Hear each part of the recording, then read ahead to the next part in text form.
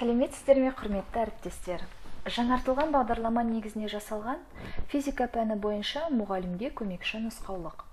10-шы сынып 2-ші тоқсан бағдарламасына негізделген жаратылыстану математика бағытында оқитын 10-шы сынып оқушыларына сабақ беретін мұғалімдерге көмекші нұсқаулық. Назарларыңызға ұсынып отырған презентация 10-шы сынып физика пәні бойынша 2-ші тоқсан оқу мақсаттарын қамтиды. Осы тоқсанда молекулалық кинетикалық теория негіздері, газ заңдары, сонымен қатар термодинамика негіздері және сұйық заттардың қасиеттері сияқты 4 бөлімнен тұратын тарауды қарастыратын боламыз. Осы тараудың алғашқы бөлімі молекулалық кинетикалық теория негіздері төмендегі мақсаттарды қамтиды. Температура мен молекулалардың ілгерілемелі қозғалысының орташа кинетикалық энергиясының байланысын сипаттау. Идеал газ моделін сипаттау. Молекулалық кинетикалық теорияның негізгі теңдеуін есептер шығаруда қолдану. Құрметті әріптестер, диалогқа жазуға қажетті сөз тіркестерін басты назарда ұстауларыңызды сұраймын. Осы сөз тіркестері арқылы оқушылардың академиялық тілде сөйлеуін дамытуға болады. Оқушылардың негізгі мектеп пен химия пәнінен алған білімдері арқылы төмендегі формулаларды жазып, молекулалардың концентрациясының формуласын қорытып шығаруды ұсыныңыз. Келесі теңдеу молекула кинетикалық теорияның негізгі теңдеуі болып табылады. Бұл теңдеуді қорыту үшін макродененің күйі мен ондағы микробөлшектердің қасиеттерінің арасындағы байланысты осы газдың өзі тұрған ыдыстың қабырғаларына түсіретін орташа қысымын есептеу арқылы тағайындау сізге тиімдірек болады. Яғни газдың ыдыстың қабырғасына түсіретін қысымы мына бірінші теңдеу бойынша негізделеді. Яғни бұл теңдеу молекула кинетикалық теорияның негізгі теңдеуі деп аталады. Оны бұлай атау себебі ол макро және микро денелерді байланыстырып тұр. Екіншіден, тәжірибе арқылы алынған барлық газ заңдарын теориялық жолмен алуға мүмкіндік береді. Және үшіншіден, ол микро әлемде өтіп жатқан процестер жайлы ақпарат береді. Яғни осы қорытындыларды оқушылардың өздері айтатындай талап етіңіз. Өздері айтуын талап етіңіз. Және осы негізгі теңдеуді біз мына 3-ші, 4-ші, 5-ші теңдеулер арқылы өзгерте алады екенбіз. Яғни бұдан шығатын не? Яғни идеал газ қысымының бірлік көлемдегі молекулалардың ілгерілемелі қозғалысының орташа кинетикалық энергиясына, оның кинетикалық энергияның тығыздығына пропорционал екені шығады. Және төменде тұрған сілтеме арқылы МКТ-ның негіздері бойынша бейнебаянды оқушыларға көрсетіңіз. Осы бейнебаянды көру арқылы оқушы МКТ-ның негізгі қағидаларын қорытып, айтып берулерін сұраңыз. Осы молекулалардың концентрациясын Перлин өзі тәжірибе арқылы анықтаған. Яғни, осы тәжірибе бойынша биіктік артқан кезде газ молекулаларының концентрациясы азаятындығын дәлелдеген. Сонымен қатар тәжірибеде сұйықтың әр қабатындағы концентрацияны есептеген. Және осы тәсіл арқылы Авогадро тұрақтысын анықтаған болатын. Авогадро заңын молекула кинетикалық теорияның негізгі теңдеулерін пайдаланып, қорытып шығаруларын сұраңыз оқушылардан. Яғни, бірдей температурадағы көлемдері мен қысымдары бірдей газдарда молекулалар мөлшері бірдей болады деген қорытындыға келулері қажет. Келесі маңызды ұғымдардың бірі броундық бөлшек. Броундық қозғалыс, броундық бөлшек туралы жоғарыдағы сілтемедегі видеоны бейнебаянды көрулерін сұраңыз. Сол арқылы оқушыларға осы броундық қозғалыстың анықтамасын қорытып беруді сұраңыз. Яғни, оқушылар броундық қозғалыстың сұйықта және газда ғана жүретінін білу керек. Және қандай да бір қатты заттың өте ұсақ бөлшектерінің сұйық немесе газ молекулаларының соққыларының әрекетінің бейберекет қозғалуы екенін түсіндіруі қажет. Яғни бұл молекула кинетикалық теорияның екінші қағидасына сәйкес келетінін оқушылар түсінуі қажет. Яғни осы броундық қозғалысты 1827 жылы ағылшын ботанигі броунның суда қалқыған өсімдік спорасының қозғалысын микроскоппен бақылай отырып, олардың хаосты және үздіксіз қозғалысын анықтауға болады. Сонымен қатар оқушылардан осы диффузия мен броундық қозғалыстың ұқсастығы мен айырмашылығын ажыратып берулерін сұраңыз. Идеал газ күйінің теңдеуі. Оқушылармен идеал газ моделін талқылаңыз. Оқушыларға идеал газдың молекулалары шексіз аз көлем алатын, серпімді шариктер болып табылатын газ екенін түсіндіру қажет. Яғни, газдың идеал болуының бірнеше шарты бар. Бірінші шарты – молекулалардың диаметрі олардың арасындағы арақашықтықтан көп есе кіші болу қажет. Екінші шарты – молекулалардың кинетикалық энергиясы олардың өзара байланыс энергиясынан көп болатынын айту қажет. Енді Ньютонның екінші заңының импульстік түрінің негізінде идеал газ қысымы ұғымын енгізіңіз және молекула кинетикалық теорияның негізгі теңдеуін талдаңыз. Мына теңдеуді талдаңыз. Молекулалардың жылдамдығы мен кинетикалық энергиясы кең ауқымды диапазонды қамтитынына оқушы назарын аудару қажет. Сондықтан, денедегі молекулалардың жылулық қозғалысын сипаттау үшін орташа кинетикалық энергия ұғымы қолданылады. Оқушыларға негізгі теңдеу көмегімен есеп шығаруға ұсыныңыз. Штерн тәжірибесі. Штерн тәжірибесін жоғарыда көрсетілген сілтемедегі бейнебаянды көрсеткеніңіз дұрысырақ болады. Оқушылармен бірге Штерн тәжірибесін бейнебаян арқылы қарастыра отырып, яғни газ күйінде молекулалар өте үлкен жылдамдықпен қозғалатынын көрсету қажет болады. Осы 90-ның екінші бөлімі газ заңдары деп аталады. Газ заңдары төмендегі мақсаттарды қамтиды. Идеал газ күйінің негізгі теңдеуін есептер шығаруда қолдану. Тұрақты температура кезінде қысымның газ көлеміне тәуелділігін зерттеу, яғни Бойль-Мариот заңын зерттеу. Қысым тұрақты кезінде газ көлемінің температураға тәуелділігін зерттеу, яғни Гей-Люссак заңы. Тұрақты көлем кезінде қысымның газ температурасына тәуелділігін зерттеу, Шарль заңы. Газ заңдарын сандық және графиктік есептер шығаруда қолдану сияқты мақсаттар осы бөлімнің шегіне жетеді. Және тағы да, құрметті әріптестер, диалогқа және жазуға қажетті сөз тіркестерін оқушылардың басты назарына аударуларыңызды сұраймын. Осы бөлімде идеал газ күйінің және оның дербес жағдайларының, яғни макроскопиялық параметрлерін, яғни температура, қысым және көлем, біреуі тұрақты болғандағы процестердің теңдеуін қорытып шығару үшін МКАТ-ның негізгі теңдеуін қолданыңыз.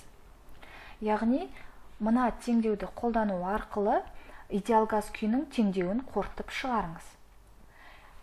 Оқушылардың молекула кинетикалық теориясының негізгі теңдеуін еске түсіріп, газ қысымына әсер ететін микроскопиялық параметрлерді, яғни молекула массасы, молекуланың қозғалыс жылдамдығын еске түсірулерін сұраңыз. Изопроцестердің анимациясы, яғни жоғары сілтемеде берілген бейнебаян арқылы изопроцестердің анимациясын қараңыздар. Және оқушыларға бейнематериалды қарауды ұсыныңыз. Және оқушылармен эксперимент барысында өлшенетін макропараметрлерге, яғни температура, көлем, қысым, газ массасы қалай өтуге болатыны жайлы талқылаңыз. Оқушылар молекула кинетикалық теорияның негізгі теңдеуінен идеал газ күйінің теңдеуін қорытып шығаруын сұраңыз. Изопроцестердің графиктері. Изопроцестердің графиктерін орындайтын тапсырмалар ұсыныңыз.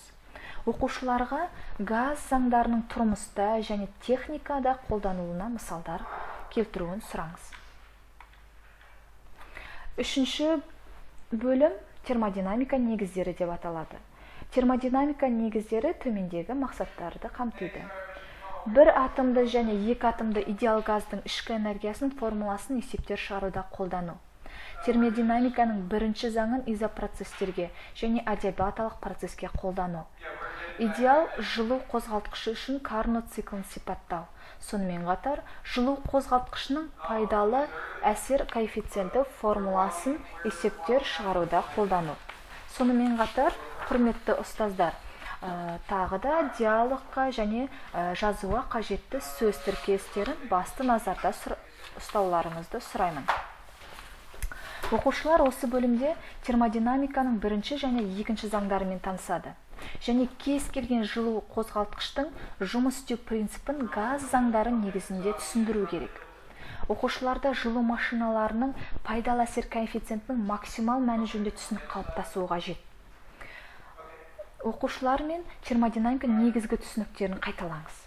Яғни, төменгі сыныпта өткенде, ішкі энергияның не екенін, жылу мөлшері, жылу берілу және оның түрлері, және газдың ұлғаю кезіндегі жұмысты еске түсірулерін сұраңыз. Яғни, дененің ішкі энергиясы дегеніміз, оның барлық микробөлшектерінің хаосты қозғалысының кинетикалық энергиясы мен өзара әрекеттесу энергиясының қосындысына тең екенін айтыңыз. Осы анықтамаға сүйене отырып, оқушыларға ішкі энергияның формуласын жазуды ұсыныңыз. Яғни, оқушылар негізгі мектепте өткен ішкі энергия өзгерту тәсілдерін еске түсірулерін және мысалдар келтіруін сұраңыз. Молекулалардың кинетикалық энергиясы температураға тәуелді. Яғни, оны өзгерту үшін дененің температурасын өзгерту қажет. Яғни, жылу берілу процесін жүзеге асыру керек екен. Жылу берілу процесі кезінде денеге қайсы бір жылу мөлшері беріледі. Ал молекулалардың потенциалдық энергиясын өзгерту үшін олардың арақашықтарын өзгерту керек. Демек, жұмыс атқару қажет. Осы айтылғандардан термодинамиканың бірінші заңын мына сілтемедегі бейнебаянды көру арқылы оқушыларға бірнеше виртуальды эксперименттер көрсете отырып, әрбір жағдай үшін олардан газға жылу мөлшері берілгенде және газ жұмысы, яғни сыртқы жұмысы жасалған кездегі ішкі энергияның қалай өзгеретінін сұраңыз. Жоғарыдағы эксперименттерді талқылай отырып, термодинамиканың бірінші заңның анықтамасын тұжырымдаңыз. Газ жұмысы мен сыртқы күштердің газбен жұмысы мына теңдікпен анықталатынына баса назар аударыңыз. Оқушыларға бөлшектердің жылулық қозғалысын түсіндіру қажет. Әртүрлі агрегаттық күйде жылулық процестердің қалай өтетіні туралы оқушылардың айтуларын сұраңыз. Оқушыларға идеал газ молекулаларының өзара әрекеттесуінің потенциалдық энергиясы нөлге тең болатынын және идеал газдың бір молекуласының орташа кинетикалық энергиясы Больцман формуласына сай жазып, макроденедегі молекулалар санын тауып, дененің ішкі энергиясының теңдеуіне қолданулар арқылы идеал газдың ішкі энергиясының формуласын, яғни мына формулаларды қорытып шығаруларын ұсыныңыз. Сонымен қатар, осы бөлімде еркіндік дәрежесі қолданылады. Еркіндік дәрежесі бұл бөлшектердің мүмкін болатын тәуелсіз қозғалыстарының саны. Яғни, газдар көп атомды және бір атомды болып бөлінеді. Көп атомды идеал газдың ішкі энергиясы, ол бізде еркіндік дәрежесіне тәуелді екенін оқушылар білуі қажет. Яғни, нақты газдардың ішкі энергиясы көлемге тәуелді екен. Және сығылу кезінде молекулалардың арасындағы арақашықтық азаю арқылы олардың потенциалдық энергиясының артатындығын білуі қажет. Оқушыларға термодинамиканың бірінші заңын изопроцестерге қолдануларын ұсыныңыз. Яғни, термодинамиканың бірінші заңын өздері өтіп кеткенде изопроцестерге қолдануларын ұсынып көріңіз. Яғни, оқушылар мына түрде формулаларды алулары қажет. Қорытып шығарулары қажет. Оқушылар мен процестердің қайтымсыздығын, термодинамика екінші заңын және мәңгі қозғалыстарды жасау мүмкін емес екенін талқылаңыз. Яғни, жылу қозғалтқышы бұл отынның ішкі энергиясын механикалық энергия айналдыратын қондырғы екенін оқушылар түсінуі қажет. Және мәңгілік қозғалтқыш, термодинамиканың екінші заңы сияқты бейнебаяндарды оқушыларға көрсетіп, оны талқылап, оқушылардан қорытынды жасауларын сұраңыз. Оқушыларға табиғаттағы процестердің қайтымсыздығы бұл термодинамиканың екінші заңына сәйкес келетіндігін айтыңыз. Оқушыларға жылу қозғалтқышының қалай жұмыс істейтіні туралы сұрақ қойып, оқушылардың пікірін тыңдап, өзіңіз нақты қалай жұмыс істейтінін түсіндіріңіз. Яғни, кез келген жылу қозғалтқышында қыздырғыш, яғни жұмыс денесіне жылу яғни ку қыздырғыш жылу беріп, оның ішкі энергиясын арттырады. Және жұмыс істеу барысында жұмыс энергияның бір бөлігін, яғни машина тетіктерінің қызуына, үйкелісті жоюға жұмсап, қоршаған ортаға береді. Яғни бұны бір сөзбен тоңазытқыш деп атауға болады. Және жылу қозғалтқыштарының жұмыс істеу принципін мына бейнебаян арқылы көруге болады. Сонымен қатар машиненің пайдалы әсер коэффициенті туралы анықтаманы айтып кеткеніңіз жөн болады.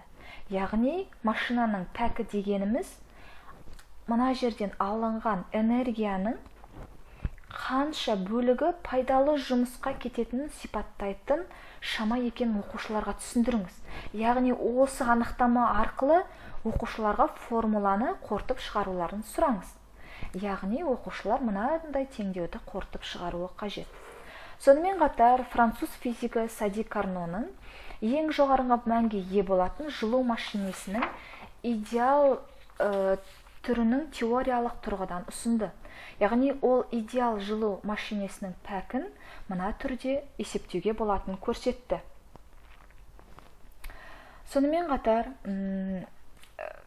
адиабаталық процесс. Адиабаталық процесс дегеніміз, адиабаталық процесс пен изотермиялық процестің бір-бірінің арасындағы байланысын көрсету қажет. Жылулық оқшауланған жүйеде өтіп жатқан процесс бұл адиабаталық процесс болады. Адиабаталық ұлғаю кезінде температураның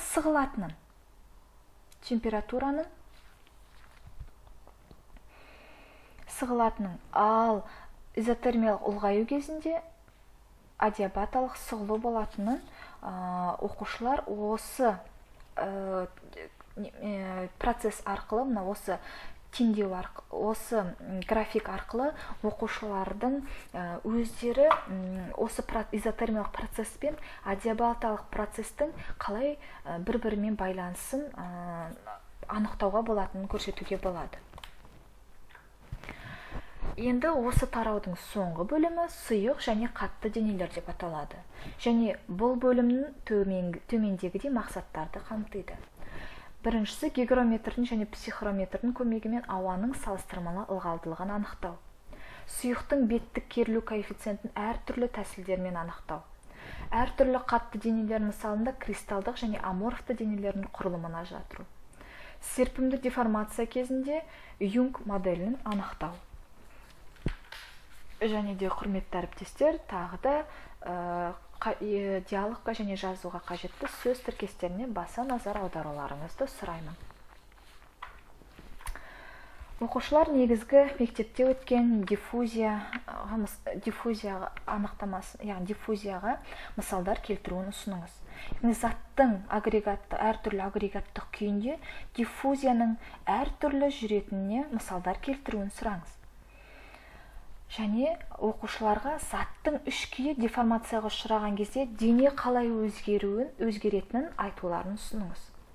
Булану және конденсация бойынша бейнебаянды көрсету арқылы оқушыларға өмірден мысал келтірулерін сұраңыз. Сонымен қатар қаныққан және қанықпаған бұл ұғымдарын анықтағаныңыз жөн болады.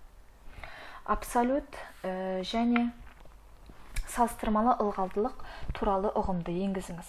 Ауаның салыстырмалы ылғалдылық мәнінің өмірдегі маңыздылығын және оны тәжірибелік жолмен анықтаудың тәсілдерін оқушылармен бірге талқылаңыз. Ауаның ылғалдылығы туралы бейнебаянды тамашалаңыз. Және осы арқылы егер оқушыларға психрометрдің көмегімен ауаның салыстырмалы ылғалдылығын анықтауды ұсыныңыз. Және психрометр, яғни ауаның ылғалдылығын өлшейтін құрал психрометр болмаған жағдайда ауаның ылғалдылығын қалай өлшеуге болады деген сұрақ қою арқылы оқушылардың ұсыныстарын, яғни ой пікірлерін сұраңыз. Яғни психрометр болмаған жағдайда ауаның ылғалдылығын 2 термометрді алып, оның біреуіне суланған мақта оралған ылғал және құрғақ болу керек. Оның біреуіне суланған мақта оралған болу керек және екіншісі құрғақ болу керек. Осы арқылы ауаның ылғалдылығын өлшеуге болатынын үй тәжірибесінде оқушыларға жасап көрулеріне болатынын айтуға болады. Сонымен қатар, оқушыларға беттік керілу мен капиллярлық әсерді демонстрациялайтын қарапайым эксперименттерді көрсетіңіз. Оқушылар су тамшысының және сабын көпіршігінің шар тәрізді пішінін беттік керілумен түсіндіру қажет. Судан шыққан, яғни қағаздың құрғақ болуын және жұғатын және жұқпайтын сұйықтардың болуымен түсіндіргеніңіз қажет. Ылғалдың өсімдік бойымен көтерілуін, яғни капиллярлық құбылыспен түсіндіру қажет. Сонымен қатар, капиллярлық әсер, беттік керілу сияқты бейнебаяндарды көрсету арқылы оқушылардың осы физикалық ұғымдардың қалай пайда болатынын айтып берулерін сұраңыз. Оқушыларға топтарда беттік керілудің және капиллярлық құбылыстардың өмірдегі маңызын талқылауды ұсыныңыз. Оқушыларға заттардың әртүрлі агрегаттық күйдегі қасиеттерін еске түсіріп, олардың айырмашылығы молекула кинетикалық теорияның негізінде түсіндіруін ұсыныңыз. Және қатты заттардың, сұйықтардың және газдардың құрылысын видео арқылы, яғни бейнебаян арқылы талқылаңыздар. Және агрегаттық күйлердің бір-бірінен айырмашылығы мен ұқсастығын айтуларын ұсыныңыз. Оқушылар осы видеоны көру арқылы кристалл денелердің құрылысы мен қасиеттерін ажырата білуі қажет. Назарларыңызға рахмет.